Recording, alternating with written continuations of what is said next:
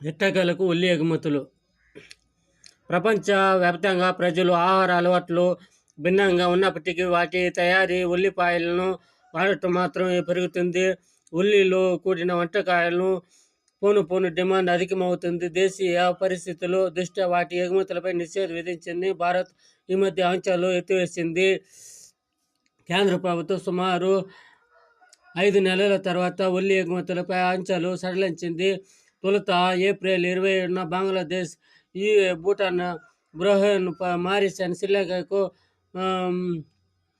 9,915 కోట్ల టన్నుల ఉల్లిపాయలను నిలకడగా కొనసాగుతున్నట్లు టోకో చిల్లర మార్కెట్ వాటి ధరలు నిలకడగా కొనసాగుతున్నాయి. అందరూ తినాలి, అందరూ సుఖ సంతోషంగా ఉండాలి. ఎన్ని రోజులని మనమే తింటాము?